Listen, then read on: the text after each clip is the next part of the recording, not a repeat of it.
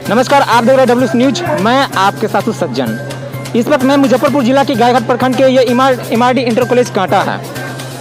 ये काफ़ी चर्चित कॉलेज है और काफ़ी विद्यार्थी यहाँ पर देखेंगे, हमारे कैमरामैन दिखाने की कोशिश करेंगे। काफ़ी विद्यार्थी लोग यहाँ पर उपस्थित है, हर अलग अलग गाँव से आए हुए हैं और यहाँ 12th का फॉर्म भरवाने के लिए आए हैं। लेकिन मैं इस न्यूज़ के माध्यम से बता दूँ, अभी लॉकडाउन है। सरकार की काफ़ी पहल रहती है कि इस लॉकडाउन में कोई घर से बाहर ना निकले। अगर घर से भी बाहर निकले तो वो अपनी काम, एक ऐसे महत्वपूर्ण काम जो आप करना चाहते हैं वो कीजिए, लेकिन ऐसे फालतू में मत निकले। लेकिन यहाँ पर 12th का छात्र है, अपनी फॉर्म भरवाने के लिए यहाँ पर आया है। लेकिन यहाँ पर देखेंगे किसी के पास एक भी मार्क्स नहीं है, ना तो सोशल डिस्टेंस का पालन किया जाता है। आइए हमारे कैमरामैन आगे की कोशिश करेंगे। ना तो यहाँ पर सोशल डिस्टेंस का पालन किया जाता है, ना तो किसी के पास मार्क्स है। क्या हम बताना चाहते हैं कि ऐसे में कोरोना भाग जाएगा?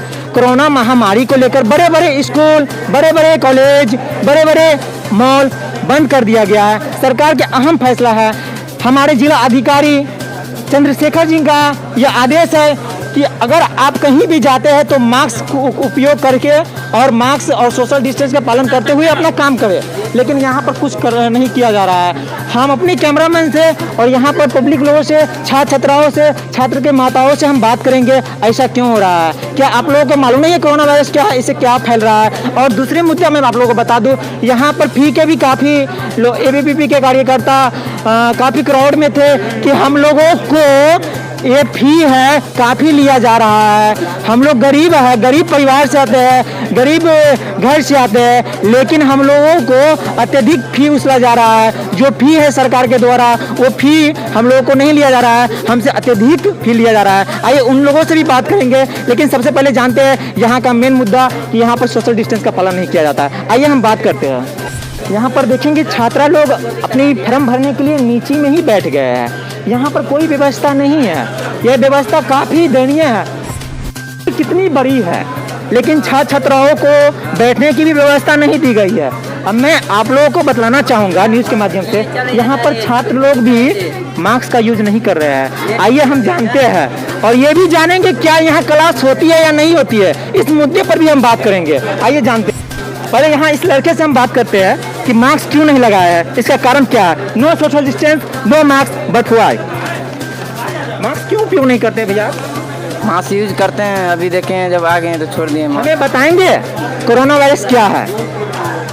नहीं, हम नहीं बता सकते हैं। नहीं बता सकते? कुछ नहीं। आप नहीं पता रही, नहीं बता सकते हैं? नहीं। यहाँ पर एक बंदे हैं और ये मास्क पहनकर यहाँ पर आए हुए हैं। इनसे भी जानते हैं कि मास्क ये क्यों पहने हुए हैं, मास्क आप क्यों लगाए हुए हैं? मास्क इसके लिए लगाएं कि ये एक संक्रमण साइकिल है जिससे हमको खतरा आ सकता है और कोरोना वायरस पकड़ सकता है। इसी के लिए सोशल डिस्टेंस बना के रखते हैं। आप भैया मास्क क्यों नहीं लगाए हुए हैं? ये धरपड़ में चल दिए हैं। धरपड़ में चल दिए हैं। ये बताइए कि कोरोना वायरस के लेकर केवल भारत ही नहीं, पूरी दुनिया इससे चपेट में आया हुआ है। बड़े बड़े मॉल, बड़े बड़े शिक्षा व्यवस्था एक अस्थायी गति जो है वो नहीं ले रही है। यही कारण कोरोना वायरस के लेकर। लेकिन आप मास्क यूज नहीं कर रहे हैं, इसके मेन व्यू पॉइंट हमें बताइए।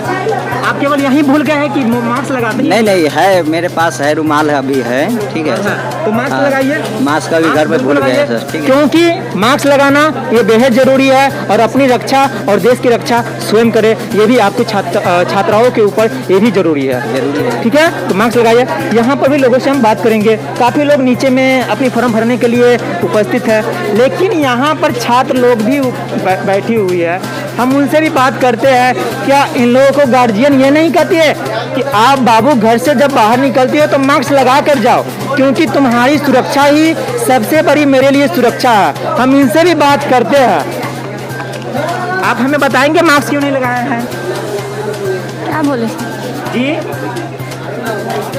आप भूल गए थे घर पर, इसीलिए लगा। आपको मालूम है कि कोरोना वायरस के लेकर कितना संक्रमण है? इससे हमारे भारत बहुत ही एक काल में जूझ रही है। क्या बताएं सर? ये जो फॉर्म भर रहे हैं, कौन सी क्लास के फॉर्म भर रहे हैं? इंटर को सर। इंटर को भर रहे हैं जी। कितना फी आपसे चला जा रहा है? फी कितना लिया जा रहा है ये फॉर्म का? फॉर्म का 100 रुपया। ये फॉर्म का 100 रुपया लगाया जा रहा है। ये। यहाँ तो काफी 1900 लग रहा है, आप 100 रुपया। नहीं तो 2000 लेता है अथी का फॉर्म भरा का, और 100 रुपया एक्स्ट्रा में लेता है फॉर्म का। कौन सा एक्स्ट्रा लेता है बताइए तो? नहीं मतलब सब मिला जुला के 2100 रुपया मांगता है। सबको मिला जुला के 21। जी। आप कौन सी कैटेगरी में आते हैं? हम अभी दिए हैं नहीं, मतलब हमको घर से मालूम है, अभी जमा नहीं किए हैं। जमा नहीं किए? नहीं किए हैं। एसटी में आते हैं या जनरल में आते हैं?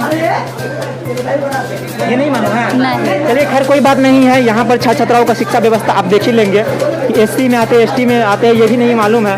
और भी बात करेंगे। देखिए काफ़ी स्थिति है, मैं वहाँ नहीं जाऊँगा, काफ़ी स्थिति खराब है। लेकिन पेरेंट्स का भी ये होनी चाहिए कि हम अपनी बच्चों को मास्क पहनाकर ही घर से बाहर निकालेंगे, क्योंकि हम सुरक्षित रहेंगे तभी यहाँ का बच्चे सुरक्षित रहेगा, देश सुरक्षित रहेगा, तब जाकर हमारी शिक्षा व्यवस्था एक नई दिशा देगा। हम लोगों से भी जानते हैं, कुछ पेरेंट्स से भी जानते हैं कि आखिर में मास्क क्यों नहीं लगा रहा है। यहाँ पर एक चाचा जी बैठे हुए हैं, और क्यों बैठे हुए हैं मैं इनसे जानता हूँ, आइए हम जानते हैं। चाचा जी आप क्यों बैठे हुए हैं यहाँ पे? हम बच्चिया के साथ आए हैं फॉर्म भरवाने। जी, तो ये बताइए कि काफ़ी यहाँ पर छात्र छात्राएं मास्क नहीं पहने हुए हैं, क्या इसका भूमिका गार्जियन पर नहीं है क्या? ये है कि तो हम तो लगा करके आए हैं। ठीक है, इधर बढ़िया बात है, मास्क लगा कर आना चाहिए। गलती है जो विद्यार्थी नहीं लगा के आया। आपका बच्चा मास्क लगा कर आया है? सच में बोलिएगा, सच? वो भी नहीं लगा पाया है। देखिए आप एक बात समझ लीजिए, कोरोना वायरस के लेकर पूरा विश्व, भारत ही नहीं पूरा विश्व इस चपेट में आया हुआ है। बड़े बड़े शिक्षा व्यवस्था चौपट में हुआ है। और मैं बात कहूँ कि हमारे जिलाधिकारी का निर्देश है, घर से निकले तो महत्वपूर्ण काम के लिए निकले, लेकिन जब भी निकले तो मास्क और सोशल डिस्टेंस का पालन करते हुए ही ये चीज़ करना चाहिए। तो ये चाचा जी ने बोले हैं कि मास्क तो हम पहने हुए हैं, बट हमारे जो साथ में बच्ची आई हुई है वो मास्क नहीं पहनी हुई है। ये स्थिति है यहाँ का। हम लोगों से भी बात करते हैं शिक्षा व्यवस्था पर, क्या यहाँ क्लास होती है या नहीं होती है। इन लोग 12th में चले गए हैं, लेकिन 11th में क्या क्लास हुई है या नहीं हुई है हम जानते हैं। क्या 11th में क्लास हुई है? नहीं, 11th में क्लास कुछ भी नहीं हुआ है जी, नहीं हुआ है। नहीं हुआ है। आपका फैकल्टी का हेड ऑफ डिपार्टमेंट कौन है?